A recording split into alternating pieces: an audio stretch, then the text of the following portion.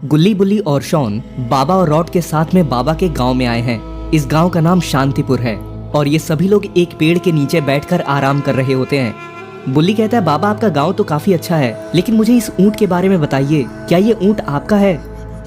बाबा कहते हैं, ये ऊंट हमारे गांव के प्रधान का है बुल्ली। रॉड कहता है, आपके गांव के लोग काफी अच्छे हैं बाबा, यहाँ के लोगों ने हमें बहुत सारा खाना दिया, पेट एकदम भर सा गया है। तभी इन लोगों को किसी की डरावनी चीख सुनाई देती है।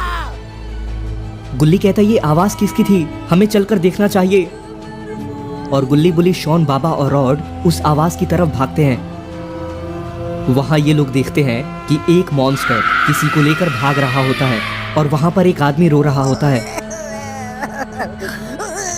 गुल्ली बुल्ली, शॉन, बाबा और रॉड उस आदमी के पास आते हैं और ये आदमी इस गांव का प्रधान ही है। बाबा कहते हैं, क्या हुआ, वो किसे लेकर गया आखिर? गुल्ली कहता है, वो मीरा थी बाबा, ये क्या हो रहा है, मीरा को कहाँ ले गया कोई? वो प्रधान कहता है, मीरा मेरी बेटी है, वो मॉन्स्टर अचानक से आया और मीरा को लेकर भाग गया।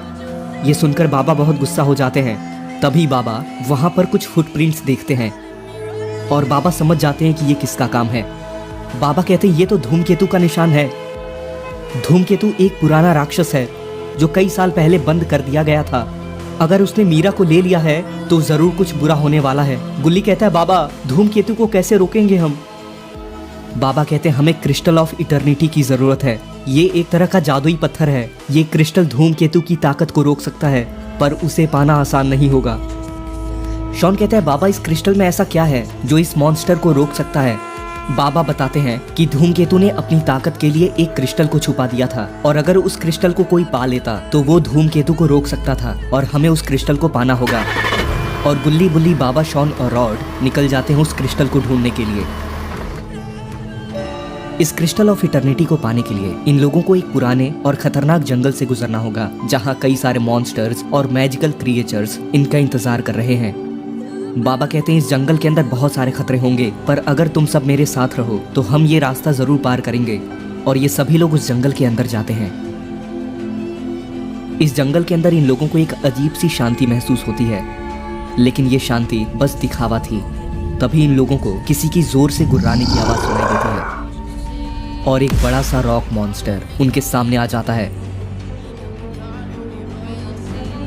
वो मॉन्स्टर कहता है, अगर तुम मेरे जंगल में आए हो तो तुम्हें मेरा सामना करना होगा। बुल्ली कहता है, ये क्या मुसीबत आ गई बाबा? शॉन कहता है, हमने पहले भी ऐसे मॉन्स्टर्स को हरा दिया है, चलो इसको भी समझाते हैं। उस रॉक मॉन्स्टर ने इन लोगों पर एक पत्थर से हमला कर दिया और गुल्ली बुल्ली, रॉड, शॉन और बाबा पीछे जाकर गिर जाते हैं।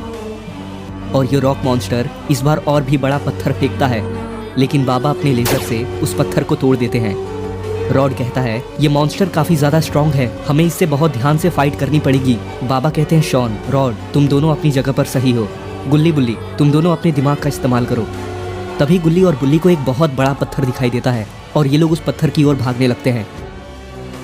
और इधर बाबा और रॉड उस मॉन्स्टर के सामने आ चुके हैं। बाबा अपनी लेजर से उस मॉन्स्टर को मारने की कोशिश करते हैं, लेकिन बाबा का लेजर इस पर काम ही नहीं कर रहा है।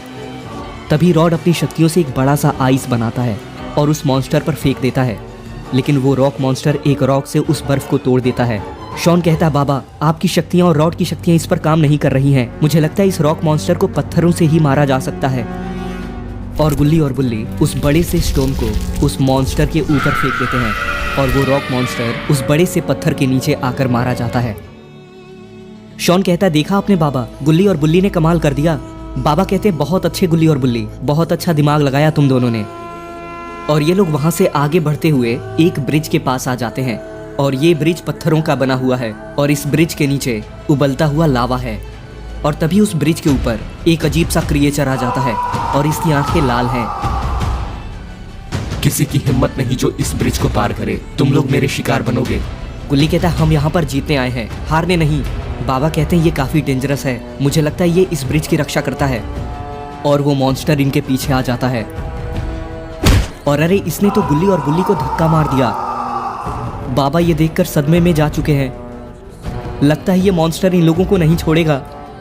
तो दोस्तों, क्या होने वाला है आगे की स्टोरी में? क्या ये सभी लोग इस मॉन्स्टर से बच पाएंगे और क्या ये लोग मीरा को बचा पाएंगे?